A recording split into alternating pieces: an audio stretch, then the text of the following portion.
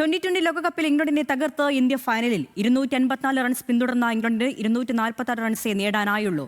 Jacob ബേഥൽ സെഞ്ചുറിയുമായി തിളങ്ങിയിട്ടും ഇംഗ്ലണ്ടിന് ലക്ഷ്യത്തിലെത്താനായില്ല. 42 പന്തിൽ 89 runs അടിച്ച സഞ്ജു സാംസണാണ് ഇന്ത്യയുടെ വിജയശില്പി. രാജ്യമെങ്ങും ആഘോഷമാക്കുകയാണ് ഈ നിമിഷം ആരാധകർ.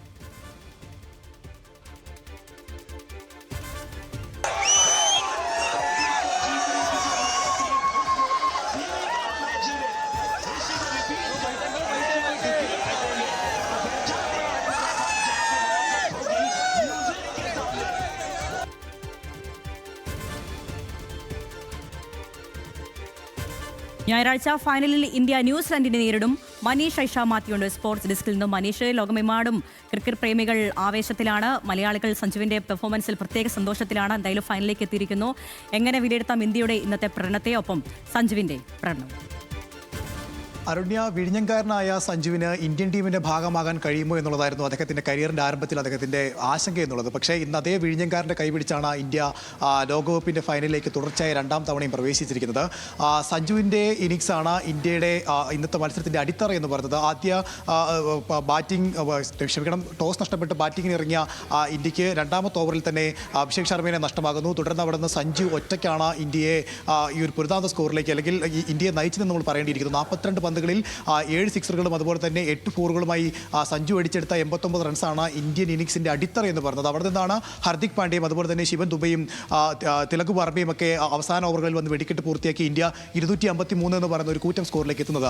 അവിടെ നിന്ന് 254 റൺസ് ചേസ് ചെയ്യാൻ ഇറങ്ങുന്ന ഇംഗ്ലണ്ടിനെ തുടക്കത്തിൽ തന്നെ 3 വിക്കറ്റുകളോട് ഒന്ന് വീഴ്ത്താൻ ഇന്ത്യക്ക് സാധിക്കുന്നു. പവർ പ്ലേ തന്നെ അവരുടെ 3 ഹിറ്റർമാർ പുറത്താകുന്ന സാഹചര്യം. പിന്നീട് അവിടുന്ന് കണ്ടത് ജേക്കബ് ബെഥലിന്റെയും അതുപോലെ തന്നെ വിൽ ജാക്സിന്റെയും സാം കറന്റെയും ഒക്കെ ഒരു ചെറുത്തുനിൽപ്പാണ്.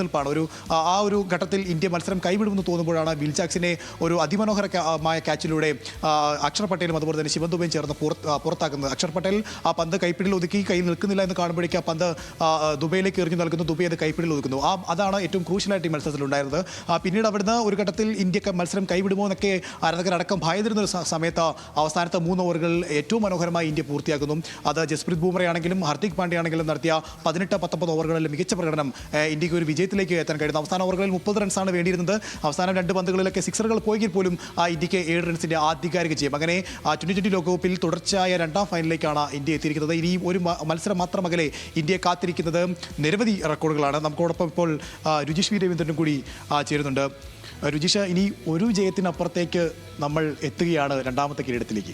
തീർച്ചയായും ഒരുപാട് ലക്ഷ്യങ്ങൾ ഒരുപക്ഷെ ഇന്ത്യൻ ടീം ഈ ഭാഗത്തേക്ക് നമ്മൾ ഈ ഒരു സ്വപ്നം കണ്ട് ഇന്ത്യൻ ടീം സ്വന്തം മണ്ണിൽ ഇറങ്ങുമ്പോൾ നമുക്ക് മുന്നിലുണ്ട്. കാരണം സ്വന്തം മണ്ണിൽ ആദ്യമായാണ് ഒരു ടീം കിരീടം നേടാൻ പോകുന്നത് എന്ന ഒരു പ്രതീക്ഷ നമ്മൾക്കുണ്ട്. കാരണം ഇതുവരെയുള്ള ഒരു ലോകകപ്പിലും ഒരു ടീമും ഇതുവരെ സ്വന്തം മണ്ണിൽ കിരീടം നേടിയിട്ടില്ല. അതോടൊപ്പം കിരീടം നിലനിർത്തിയിട്ടില്ല, ഒരു ടീം നിലനിർത്തിയിട്ടില്ല. 3 തവണ കിരീടം നേടിയ മറ്റൊരു ടീമില്ല. ആ തരത്തിൽ ഒരുപാട് റെക്കോർഡുകൾ നമുക്ക് മുന്നിലുണ്ട്. ആ സ്വപ്നത്തിലേക്കാണ് വന്നത്. ഒരുപക്ഷെ സന്തോഷിക്കാനുള്ള ഒരു കാര്യം സഞ്ജു സാംസണാണ് ഇതിന് ചുക്കാൻ പിടിക്കുന്നത്. ഈ വിജയ തീരത്തേക്ക് ഇന്ത്യ നടന്നെടുക്കുമ്പോൾ സഞ്ജു സാംസണാണ് ഏറ്റവും ആവേശത്തോടെ ഇതിന് നോക്കി നിൽക്കുന്നത് എന്നത് ഏറ്റവും പ്രധാനപ്പെട്ട കാര്യമാണ്. കാരണം സഞ്ജുവിൻ്റെ കരിയറിൽ ഒരുപക്ഷെ നമ്മൾ തന്നെ ഇതിനു മുൻപ് സംസാരിക്കുമ്പോൾ പറഞ്ഞിട്ടുണ്ട്, സഞ്ജുവിൻ്റെ കരിയർ അവസാനിക്കാൻ പോകുന്ന തരത്തിൽ ആളുകൾ പറഞ്ഞു തുടങ്ങുന്നു. ഈ സമയത്താണ് അദ്ദേഹത്തിന് പിന്തുണ വേണ്ടത് എന്ന് നമ്മൾ പ്രതീക്ഷിക്കുന്ന സമയത്ത് ഇന്ത്യൻ ടീം ഒരുപക്ഷെ അദ്ദേഹത്തിന് പിന്തുണ നൽകുമോ എന്ന തരത്തിലാണ് അദ്ദേഹം ഈ ലോകകപ്പിലേക്ക് വന്നത്. ഒരു മത്സരം പോലും കളിക്കാതെ കഴിഞ്ഞ തവണ ലോകകപ്പിൽ ഉണ്ടായിരുന്നത് പോലെ സഞ്ജു സാംസൺ ഈ ദിവസങ്ങൾ തള്ളി നീക്കുമോ എന്ന് ഭയപ്പെട്ടിരുന്ന ദിവസങ്ങളുണ്ട്. ഒരുപക്ഷെ ആ സമയത്ത് രോഹിത് ശർമ്മയുടെ വീഡിയോയൊക്കെ ഈ ഘട്ടത്തിൽ വല്ലാതെ വൈറലാകുന്നുണ്ട് കഴിഞ്ഞ മത്സരത്തിൻ്റെ സമയത്തൊക്കെ. കാരണം സഞ്ജുവിനോട് കാത്തിരിക്കും, നിനക്ക് അവസരം വരുമെന്ന് സഞ്ജു ഒരുപാട് പ്രചോദനം ഉൾക്കൊണ്ട് നിൽക്കുന്ന രോഹിത് അടക്കമുള്ള ആളുകൾ പറയുന്നു. അദ്ദേഹം വീണ്ടും നെറ്റ്സിൽ വീണ്ടും നന്നായി കളിക്കുന്നു. സൂര്യകുമാർ അടക്കമുള്ള ആളുകൾ പറയുന്നു അദ്ദേഹം നെറ്റ്സിൽ നന്നായി ബാറ്റ് ചെയ്യുന്നുണ്ട്, അവസരം കിട്ടുമെന്ന തരത്തിലൊക്കെ നമ്മൾ പ്രതീക്ഷിക്കുന്നു. ഒരവസരം സഞ്ജുവിന് വരികയാണ് നമീബിയക്കെതിരെ.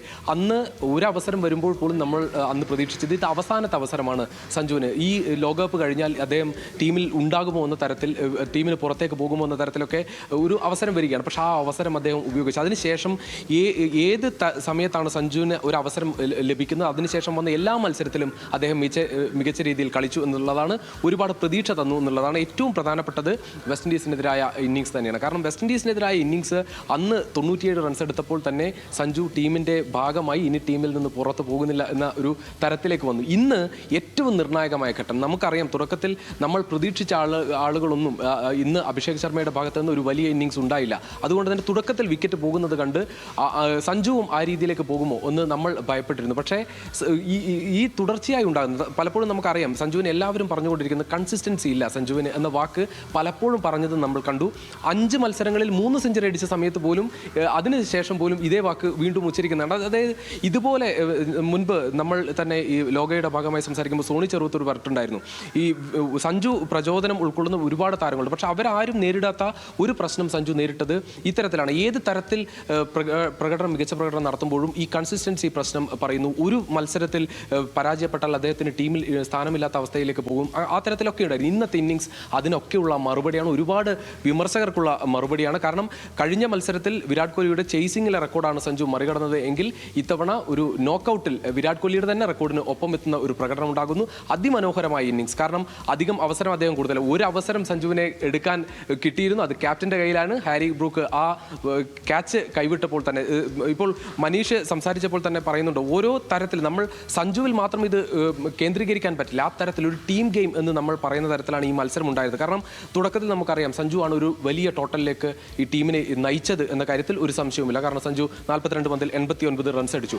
പക്ഷേ അവിടെ നിന്നില്ല. അതിന് പിന്നാലെ വന്ന എല്ലാവരും നല്ല രീതിയിൽ തന്നെ ബാറ്റ് ചെയ്തു. കാരണം ഇന്ത്യ ഒരു വലിയ ടോട്ടലിലേക്കാണ് എത്തിയത്. ഇന്ത്യയുടെ ചരിത്രത്തിൽ തന്നെ 2ാമത്തെ ടോട്ടൽ ലോകകപ്പിന്റെ ചരിത്രത്തിൽ ആ തരത്തിൽ എത്തുന്നു.